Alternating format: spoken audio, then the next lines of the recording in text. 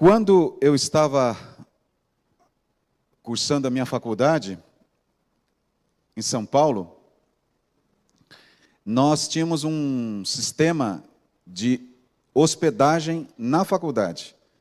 Um sistema de hotelaria que a rede adventista, no ambiente universitário e até no nível ensino médio também, que a gente chama de internato. Existe um prédio, um alojamento com dormitório para os rapazes e, no outro extremo, um prédio de alojamentos com dormitório para as meninas.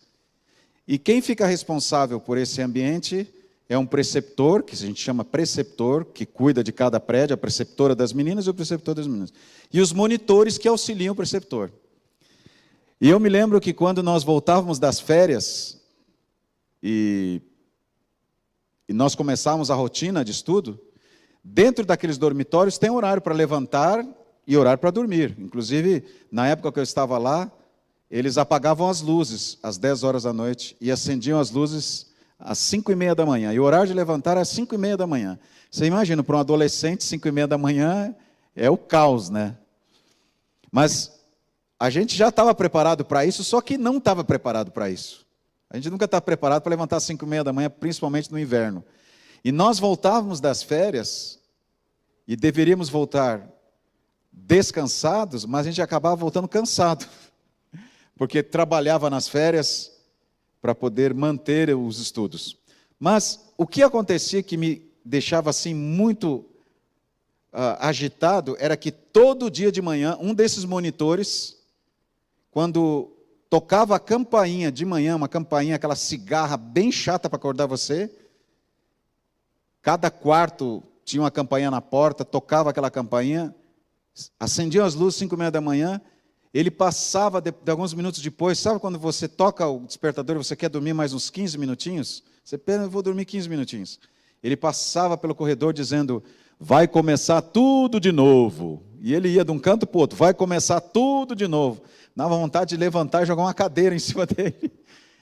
Tudo bem que a gente tinha que levantar, mas dizer para a gente lembrar que ia começar tudo de novo, era muito tormento, era muita tortura. Mas vocês já perceberam que às vezes a gente passa o final de semana e quando começa a segunda-feira, onde vai começar tudo de novo, a gente já está cansado? Parece que só de pensar na semana, na agenda da semana, nós ficamos cansados. Se bem que nós estamos aí próximos a um feriado no meio da semana, né, do dia 15, e depois outro no dia 20, né, irmã? Que é segunda-feira que vem. Mas a gente carrega algumas preocupações, algumas agendas, algumas rotinas que nos cansam só de pensar. Mas uma coisa que nos cansa, e a humanidade toda tem vivido isso, é o que nós lidamos diariamente na rotina desse mundo. E que cada vez tem nos cansado mais e tem nos atacado mais. Por isso, eu separei para mim e para você esse tema, o pastor e o descanso. Eu tenho falado aos domingos aqui para vocês, quando eu preguei aqui, sobre o Salmo 23. Num dos primeiros domingos, quando foi o batismo dos nossos aventureiros, a programação, eu preguei sobre o pastor e as águas. E no último domingo que eu estive aqui, eu preguei sobre o pastor e a justiça. Depois, se você não viu, e quem nos assiste de casa, por favor, muito bem-vindo, muito bem-vinda, e cheque lá no seu YouTube, no canal da Igreja Adventista Jardim América, está lá, o pastor e a justiça e o pastor e as águas. Mas hoje eu quero falar de um aspecto do Salmo 23, que é o pastor e o descanso. Então, por favor, abra sua Bíblia aí no Salmo 23 e a gente vai estudar apenas o verso 2.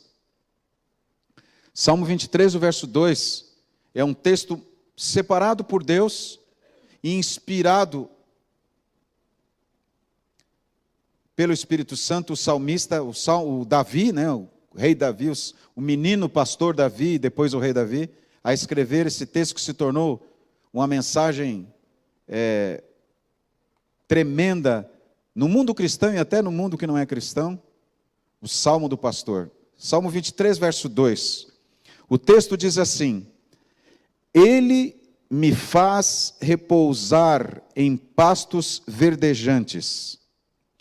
Leva-me para junto das águas de descanso.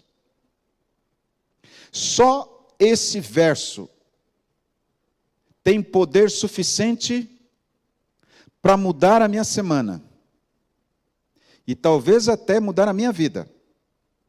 Eu quero ver com vocês alguns aspectos importantes desse salmo. Do verso 2 apenas. Começamos vendo uma realidade. E ela é a base para nós entendermos a promessa do salmista. Ninguém pode confiar na providência até que deixe de confiar em si mesmo. A gente fala muito de confiar em Deus, né? Seja feita a vontade de Deus, se Deus quiser. Você vai ouvir muito essa frase daqui para frente, principalmente aí no começo do ano novo. Se Deus quiser esse ano, se Deus quiser.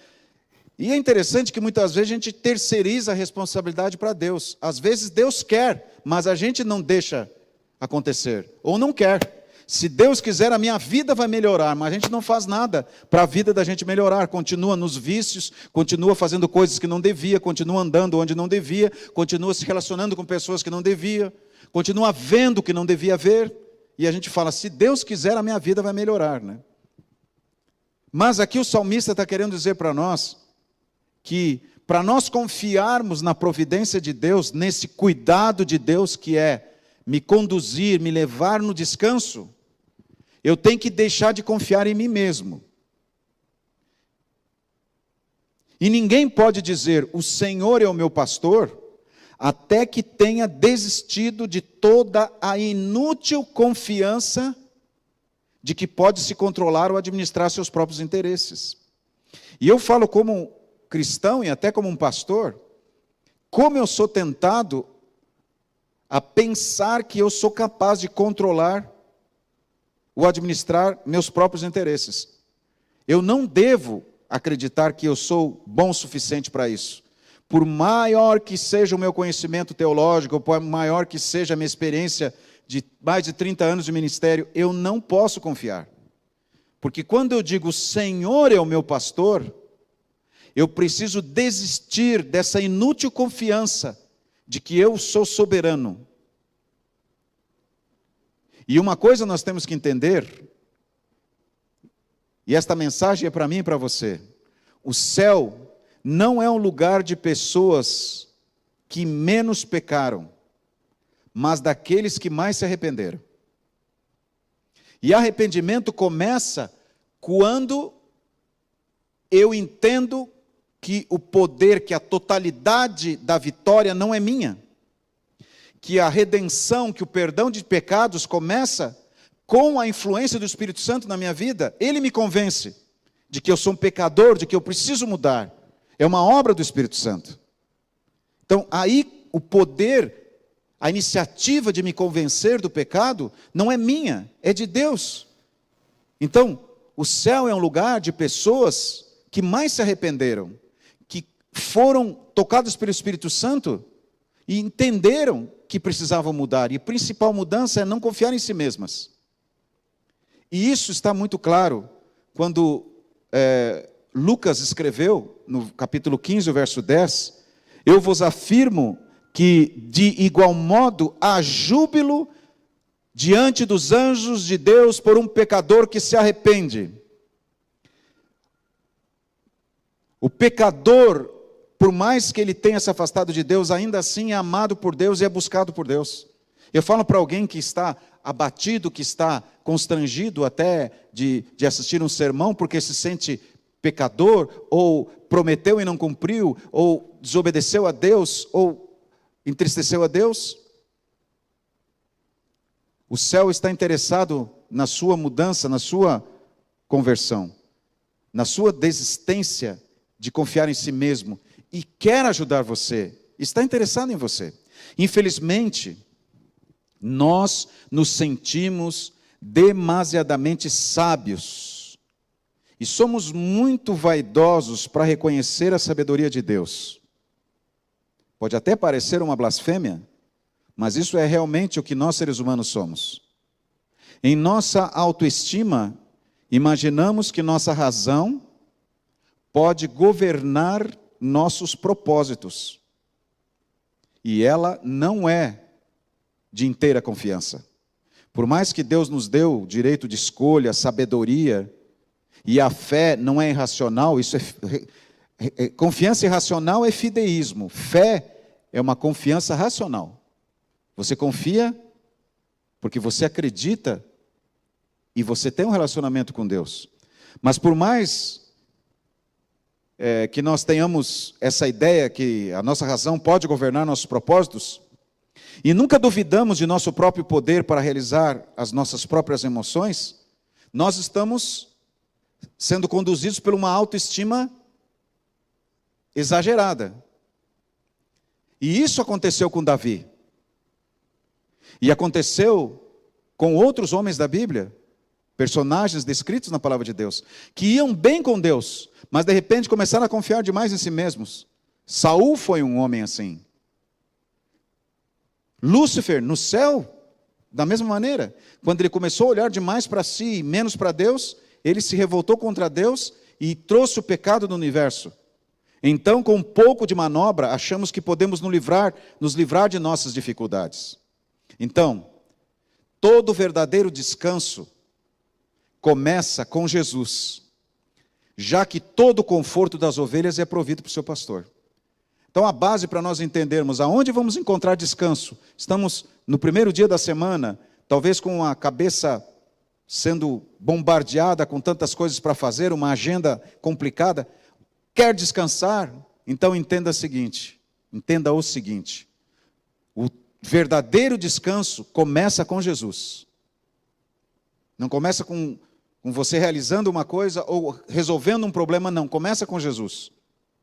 Porque na mensagem do Salmo, o conforto das ovelhas, ele é provido pelo seu pastor. E eu preciso entender e repetir para mim, todos os dias, essa mensagem. Em todos os momentos.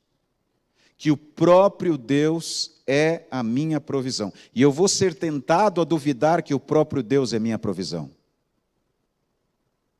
Por isso que o salmista diz que eu tenho tudo o que preciso. E ele ilustra isso, ele diz assim: Ele me faz deitar. Ele me faz deitar. Não é em cima de pedras, não é num chão irregular, desconfortável, ele faz deitar em verdes pastos, numa grama macia. Sim, o descanso da alma é tão difícil de alcançar que ninguém o consegue, exceto pelo poder de Deus. E existem hoje muitas pessoas perdidas nas suas angústias, nos seus medos, ansiedades, derrotas e até sentimentos de desespero, porque não entenderam que o descanso da alma só vem pelo poder de Deus. É você que vai executar, mas se origina na tua experiência com Deus. Aquele que fez os céus pode nos dar o verdadeiro descanso. Você acredita nisso? Você acredita nisso? Fala para você. Diga para você. Aquele que fez os céus pode nos dar o verdadeiro descanso. Não só pode nos libertar de vícios, nos perdoar dos pecados, nos dar um céu, a vida eterna. Ele pode começar agora a me libertar do meu cansaço. E a promessa é que Ele proverá o descanso. Há, em primeiro lugar, a contemplação. Diz o salmista: Ele me faz deitar. A ovelha cansada, às vezes até machucada pelas pedras do caminho, pela jornada. O pastor vê um pasto verdejante, porque ele sabe onde está o pasto, e ele conduz a ovelha. E ele coloca a ovelha ali, e a ovelha descansa no pasto. Ele me faz deitar. E então, na sequência, diz: então a ação. Depois da ovelha estar descansada, depois da ovelha estar restaurada, diz: Ele me conduz. A ação de Deus. E sabe o que isso significa, queridos, na vida do cristão? Algo muito importante: justificação e santificação. Você, cristão, se sente justificado pelo sangue de Jesus? Você tem vivido a graça de Jesus? Ou o cristianismo para você é um tormento, um medo, um pavor? Aqui está uma promessa: Ele me faz deitar o descanso. Quando eu sou justificado, não pelos meus méritos, não porque eu tenha direito, por isso que é graça, não é salário. Eu tenho repetido sempre isso aqui. Ele me faz deitar. A restauração espiritual, o perdão, a graça, a justificação é um descanso. Eu não preciso mais carregar o sentimento de culpa. Satanás pode até me acusar, mas não tem o direito de me condenar. Por quê? A palavra de Deus diz em Romanos capítulo 8, já nenhuma condenação há para os que estão em Cristo Jesus. Então, o que acontece esse ato de justificação e santificação? A justificação, queridos, ela me liberta da condenação do pecado. É esse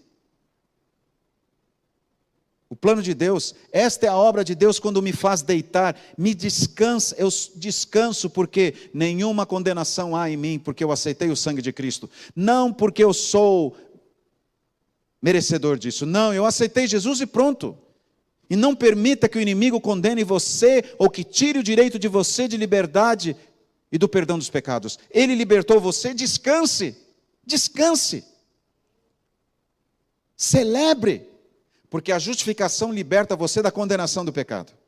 Só que você não vai ficar ali no gramado, deitado só. A obra de salvação não é só isso. Por quê? Porque você ficaria doente, você ficaria incapacitado, você ficaria desmotivado, cansaria, enjoaria, ficaria chato. A obra de Deus, ela continua, porque a santificação, diz o texto, me liberta do poder do pecado. Por quê? A ovelha é levada a pastos verdejantes, cansada, com feridas, o pastor vem, coloca óleo nas feridas, ele cuida da ovelhinha, ela descansa, ela é justificada, ela é liberta daquilo que ela carrega das feridas. Justificação, libertação da condenação do pecado. Mas aí, o que o Salmo diz? Ele me guia. Há um processo que não termina ali no pasto verdejante. O salmista diz que o pastor guia a ovelha. É a ação de Deus. Essa ação de Deus é a santificação. É o trabalho da obra de Deus que liberta você e eu do poder do pecado. Esse poder do pecado que é capaz de nos destruir. Ele me conduz ao lado das águas serenas. A condução de Jesus, o acompanhamento de Jesus é num lugar tranquilo. Não pelas torrentes impetuosas, por correntezas fortes. Não, águas serenas. Nem pelo lugar da contenda barulhenta, do tumulto, da ansiedade. Sem gritos ou ameaças. Mas o pastor, o bom pastor, o pastor divino, me conduz ao lado das águas serenas. Ele não impele, não vai chutando, não vai empurrando a ovelha, nem arrasta a ovelha, mas ele mesmo vai à frente da ovelha, com seu cajado, tirando os espinhos, e se tiver alguma armadilha, alguma fera, algum animal que possa atacar a ovelha, ele vai atacar, vai defender, ele vai à frente, indo primeiro para mostrar o caminho. Talvez a ovelhinha não veja algumas pedras ou um precipício, o pastor está ali para salvá-la. Jesus nos conduz no caminho da santificação quando eu permito, com o mesmo poder que me justificou. Você entende isso? A palavra de Deus diz que quem opera em mim o querer e o fazer é Deus. E Paulo diz em Filipenses capítulo 1, verso 6, o mesmo poder que começou a boa obra em vocês, há de concluí-la, de terminá-la até o dia de nosso Senhor Jesus Cristo. Quer dizer, o mesmo poder que justificou você, que convenceu você do pecado, e justificou você quando você aceitou a graça e se arrependeu e aceitou o perdão, é o mesmo poder que vai terminar a obra. O pastor que levou você para o descanso no gramado é o pastor que vai conduzir você no processo de transformação. A solução, queridos, é pura e simples. Olhar para Jesus, que é o espelho de nossa alma. Sempre olhar para o pastor. Quando fazemos isso, nós nos vemos como realmente somos. Entende isso? Isso machuca, isso envergonha, isso muitas vezes nos leva a evitar olhar para o pastor. Mas quando você se vê como pecador falho e sem mérito algum, incapaz de comandar a sua vida, é somente aí, quando entregamos todo o nosso ser ao Senhor, é que poderemos ter autocontrole e domínio próprio, que é fruto do Espírito Santo, e viabilizar a promessa de Deus em nossas vidas. Por isso que nós precisamos permitir que o pastor nos conduza pelo caminho. Porque se eu tentar ir sozinho, aquele descanso que eu acabei de ter, a justificação, ela não se completará. Porque o meu poder não será suficiente para encontrar o caminho, ou muito menos para continuar o caminho. Atos capítulo 4, verso 12, a palavra de Deus diz assim: em nenhum outro há salvação, porque também debaixo do céu nenhum outro nome há, dado entre os homens, pelo qual devamos ser salvos. Não é você, nem sou eu responsável pela salvação. É o pastor, é Jesus, que está agora aí do teu lado, com você aí na sua casa, aqui conosco, na igreja do Jardim América, disposto a nos guiar pelo caminho. O mesmo pastor que nos deu o descanso, nos deu a justificação. Cabe a mim seguir. É claro, o pastor vai me guiar se eu permitir. Seguir com alegria. Onde? Ele me conduz ao lado de águas serenas. Eu preciso entender e repetir para mim todos os dias, em todos os momentos, o que eu preciso repetir? Que o próprio Deus é a minha provisão. O próprio Deus é a minha provisão. E eu tenho tudo o que eu preciso. Por isso que o pastor diz: o Senhor é o meu pastor, e nada me faltará.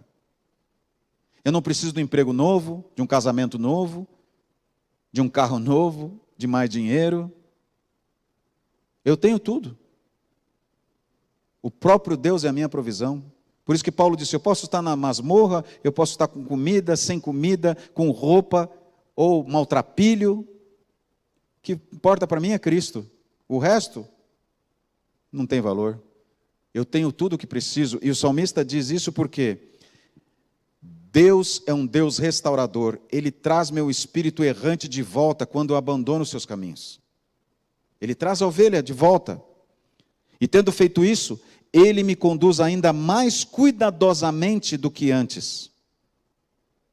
E se você der uma olhadinha rápida aí no verso 3,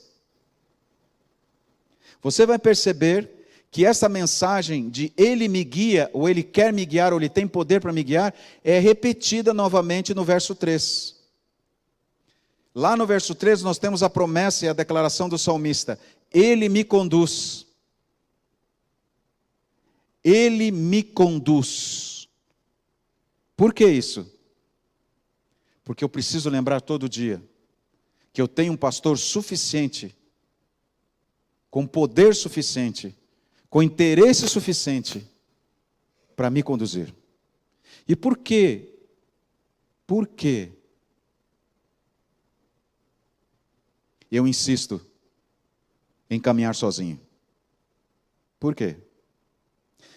Quando eu era adolescente, eu tinha uma frustração muito grande.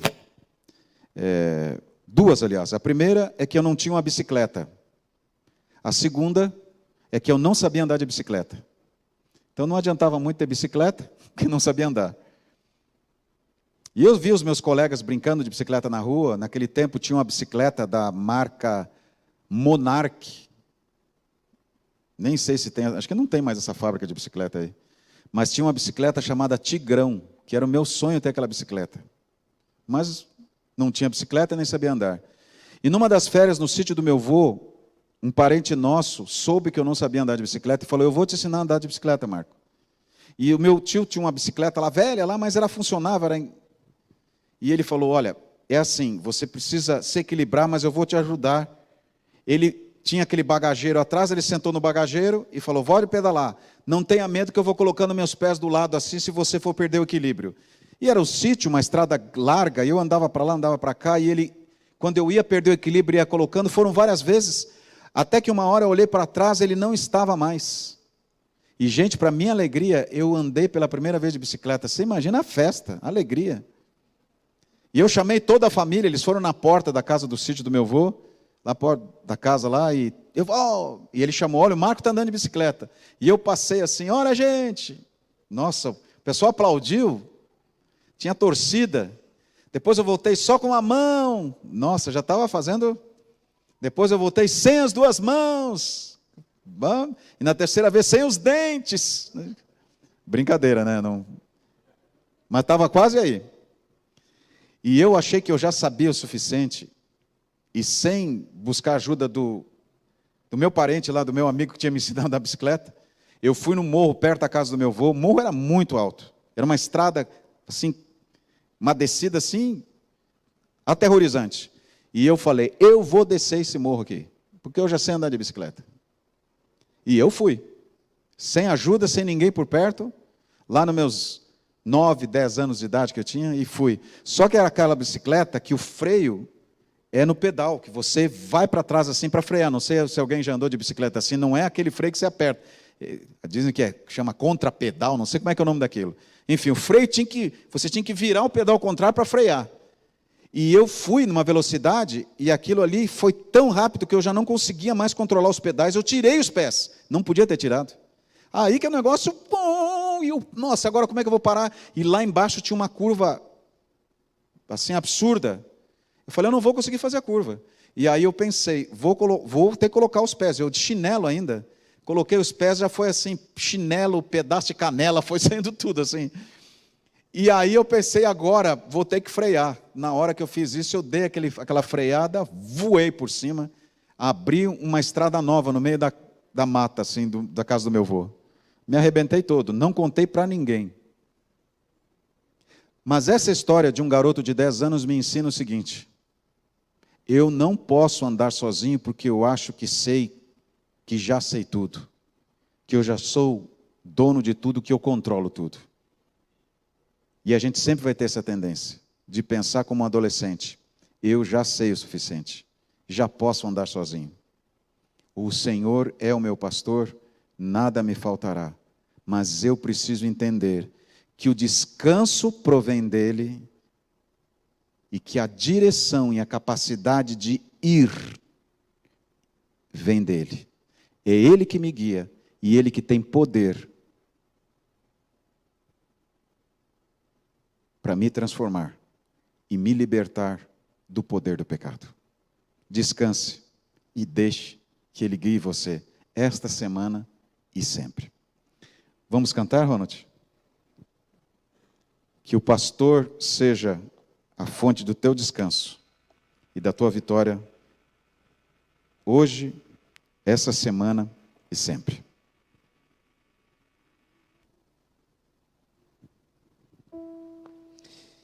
Número 464 do nosso inário: não desistir.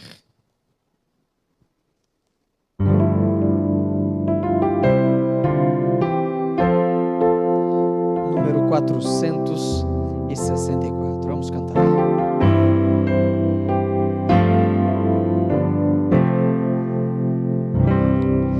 Dias bem sei em que triste te sentes, sem ter esperança e prazer. Mas existe alguém que promete ajudar-te, dar forças à alma trazer.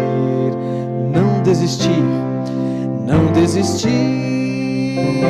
Cristo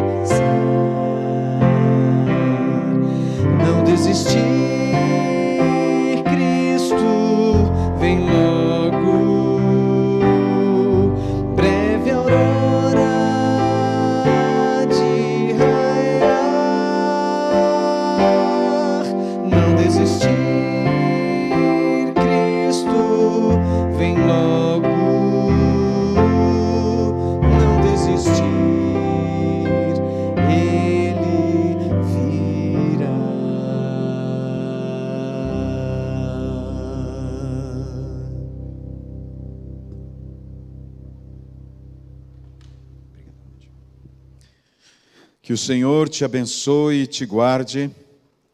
Que o Senhor faça resplandecer o seu rosto sobre ti e tenha misericórdia de ti. Que o Senhor sobre ti levante o seu rosto e te dê a paz. Amém. Que Deus abençoe a todos com muita paz e um bom descanso.